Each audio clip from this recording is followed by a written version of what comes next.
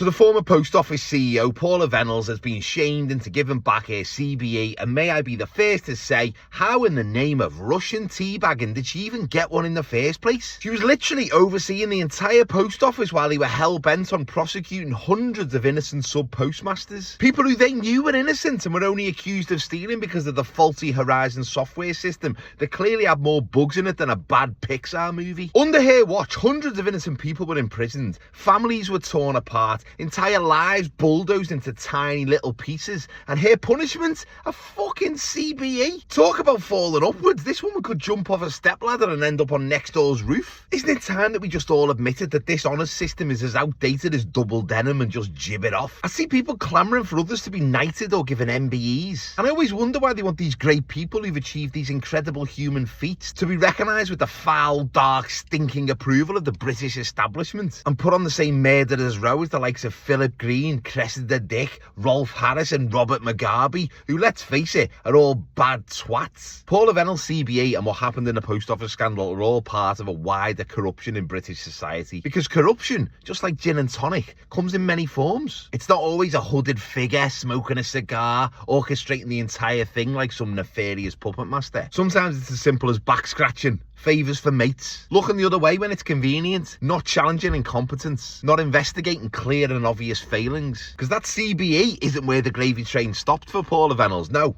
She then somehow choo-chooed over to become chair of London's Imperial Healthcare NHS Trust, meaning she was now responsible for 5 large hospitals. What the fuck? How did she get that job? Is there anything in your current job that you think would help you in this role? There is actually. I oversaw the use of a completely flawed computer system, ignored all the red flags, and subsequently falsely imprisoned hundreds of innocent people. Great. When can you start? But back to the scandal. Are we now trusting computers more than people? Because I know humans can act like dickheads sometimes, but computers go loco all the time. I asked Alexa to play a Metallica song the other day, and the dopey bellend started downloading a fasting app. But with so many of these miscarriages of justice, the crime is bad enough, but the cover-up is even worse. The crime occurs, and almost immediately, the establishment's grotty wheels are in motion to refute any wrongdoing, pin the blame on others, and preserve their position of power. We saw it with Hillsborough, we saw it with Grenfell. So shout out to all those affected and all the creatives involved in turning this into a television drama and provoking a nationwide debate.